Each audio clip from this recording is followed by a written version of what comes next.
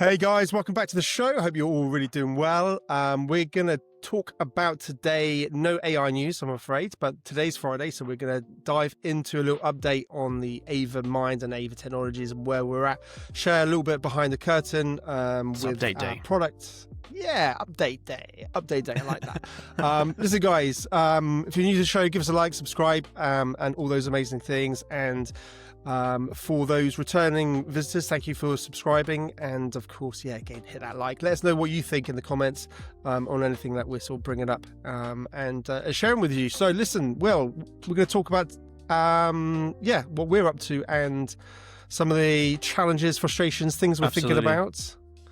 Absolutely. So, I think there's a key one. Yeah, there's a key frustration to talk about today, and we will keep it positive. Really frustrating. We were just like getting angry, weren't we, a minute ago, just before we came on air. Yeah, and we will keep it positive and everything as well. But I think there's important lessons to be learned in business from these kind of events happening. So right now we are in the middle of doubling down on trying to monetize AvaMind. We've got a subscription model, and we're also bringing out an ad-supported model, and we want to do that in a tasteful way. You know, we don't want to. No one likes ads, but at the same time, in order to keep funding the growth of Ava, we need to earn some money that doesn't compromise on people's health. And ads get displayed. They can be displayed in a nice way, and that's what we have done. There was a bug, however. We released an update which had some ads in it, but not all of our placements came through on what we call production, so that's the live app. So I had to submit a bug fix update. Go back a couple of days now. And this one, out of nowhere on Apple, got rejected. And it came up, and getting rejected in app review is rite of passage when it comes to releasing and maintaining apps. They do that. But this one was not for something that I can fix immediately. It brought up a guideline where it was questioning the foundational compliance of the app within the jurisdictions that we want to operate in, saying that we do medical diagnosis, medical treatments, this kind of thing, which is not true. We don't do that. So the app review isn't correct. So I reply to them, and they come back not very helpful, and I've had to reply to them again, and we'll see what they come back with. But at the moment, it's a bit of a back and forth where they aren't budging. They're not re-reviewing, and we're at this impasse where if they don't come back with something more helpful, because they won't even give examples. Because I said you need to give us an example of what you perceive the offending content to be. Because how can I provide any sort of documentation or guidance to you if I don't even know what you're referring to within the app? But yeah, anyway, if they come back with nothing very helpful again, then we'll have to go down the appeal route, which will obviously be even more time consuming. So that aside, I think this is the lesson you have to learn from this for any business, that's deploying digitally or indeed in the physical world too, is that diversification is just incredibly important in terms of whether that's diversifying the distribution channels by which people can access your product, or by diversifying the amount of products that you actually have. Because right now, we're at the liberty of Apple. The entire app hangs on whether Apple will want to keep us going along. And they could just go, no, it's all right. We'll take the whole thing down. And suddenly you're down one of our major distribution channels, which is really, really bad. It stifles the growth, it stifles time, because we have to deal with the problems. And it further highlights, what we already know, but I'm not sure lots of founders do know. And that's really the point, I think, of today's discussion for me is, how do you diversify as a business? What can we do, as AvaMind and Ava Technologies to further diversify to limit this kind of damage from happening? And, what advice can we give to other people that might be going through this kind of situation as well, or they could see themselves going through this situation? Yeah, I totally agree, Will. You can be massively compromised, and even if we get over this hurdle now, who's not to say in 6 months, in a year, in 5 years, that suddenly something else happens, or we're not the flavour of the month, or indeed if the App Store just doesn't exist anymore, we're just totally relying on somebody giving us the ability to reach thousands, millions of people. Completely. So, to a certain extent, this is also relevant for anyone who's running, any sort of social media as well. It's for anything, isn't it? Any business, anything. If you're relying just on YouTube, if you're a YouTuber, if you're relying on just, your one shop and you haven't got an online presence, you're just relying on people walking past. If that dries up, suddenly you're wondering where the business is. So I guess the question is, what are we going to do about it? And I'd also like to sort of touch on the AI side as well, for businesses in general, because obviously we do tend to talk about AI. We tend to bring the latest news in AI. But obviously Fridays we're sort of sharing a little bit behind the scenes of what we're doing. So what's your thoughts in terms of how we're going to deal with this? Well, what's your thoughts in terms of, mitigations, opportunities even? Yeah, so a couple of things. I'll touch on all of the things that you mentioned there, because you're right, we'll bring it back to AI as well, because there's also points that land strongly and firmly within that realm as well that tie back to this, like, similar semantics. What we're going to do about this problem is, obviously, we have to talk to Apple and keep communicating. There's no doubt about that, and just keep dealing with issues as they come up. What we're also going to look at doing is releasing it on the web, because obviously the web is relatively self-sovereign, as in we don't really answer to anybody there. We can host a web version. Obviously it's not as native for people, but it means that even if Apple and even if Google decide that they're not happy, we can carry on operating and promoting it on the web. We can even look to roll out a progressive web app, which is technology that isn't as good and as native feeling as actual mobile apps, but it provides a very similar experience. So rolling those two out always leaves you with at least an operating service that you can keep updated. The second thing within AvaMind and Ava Technologies is that we're going to very likely be releasing follow-up products that are also within the AI realm. So the one that we're working on currently is our local first, totally local on-device AI chat. It's private. You can chat like ChatGPT. You can send it things and it will reply. It stays on your device. We've talked about it at length.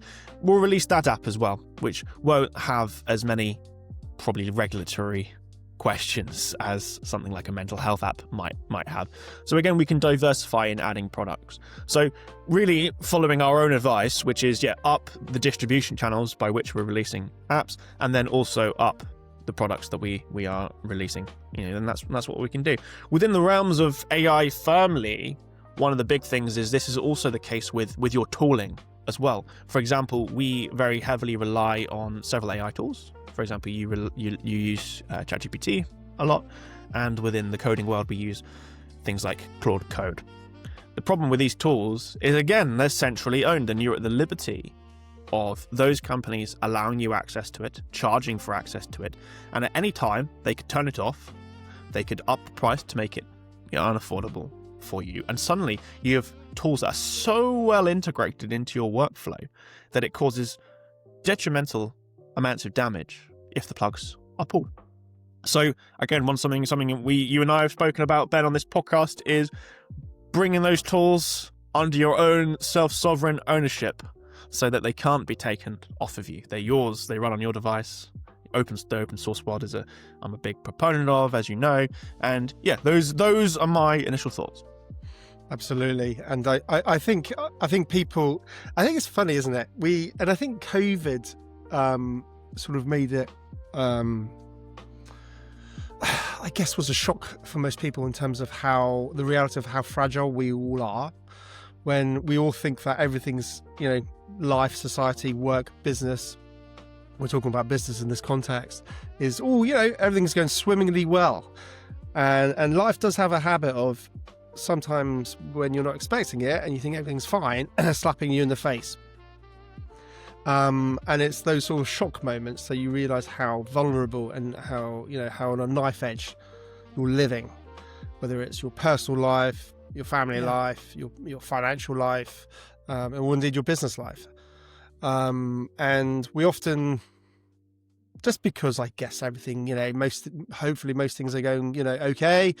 And we get into that sort of, what's the word is escaping me, complacency. and go, oh, we'll worry about it later. We'll worry about it later because actually everything's fine right now. And I think this is just a real illustration that as everything is fine, which is great, whatever that is in your life, that you still should be investing time and energy for those backups, that backup plan, whatever that backup plan is, whether it's your personal life, your financial situation, or indeed in business. So I think it just, again, it helps bring to the forefront that thinking and the importance of for sure, not being complacent ultimately, and making sure 100%. you're looking at the bigger picture, because things can change quickly, as like we've seen. And I mean, this is tiny. This is not a big deal for us, really, if we're honest. It's just a frustration, but I think it just illustrates a bigger point, like that you touched on. And circling back, like you did to the AI side, I think it's really interesting. As some businesses are starting to think about integrating, using AI within their systems and their workflows. Often it's that there isn't a coherent, joined up approach, and like you said, if they're just relying on one vendor,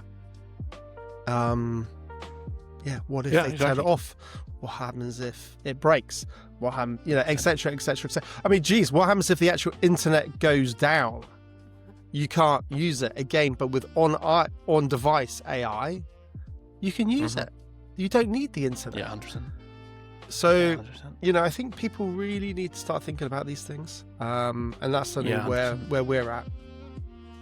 Yeah, well, as a company, that's what we were debating what part of Ava we were going to talk about on this particular video, and we decided not to talk about it too heavily because it's a lot of blue sky thinking, as the corporate world says. But again, as a company, the direction that we want to take is to start developing even more tools that allow this sort of overarching idea of sovereign AI, self-sovereignty, putting control in actual users' hands, so that you aren't at the liberty of centralization, and therefore you have greater protection as an individual or as a business or whoever is using such a product. So I think in the grand scheme of things, what's happened with AvaMind is, it is obviously quite a small thing. It's just as you said, just a frustration, but it's always a stark reminder to diversify, to think about what ifs, and to put in mitigations, in case these things do happen. And that's what we also want to do as a company for other people as well, within the products that we build and develop. Absolutely. Well, Will, that was brilliant. I think we sort of pretty much covered everything there. Nice summarized. We'll wrap it up. But listen, guys, I'd love to know what you think. Let us know if there's any challenges that you're facing within your business. What mitigations are you sort of thinking about? Maybe some experiences that you've had. It'd be great to hear from you and sort of learn some of the lessons maybe from you as well. So pop in the comments, say hello, give us a like, subscribe, and do all those amazing things. Until the next time, we'll catch 100%. up with you soon. Cheers, guys. Take care.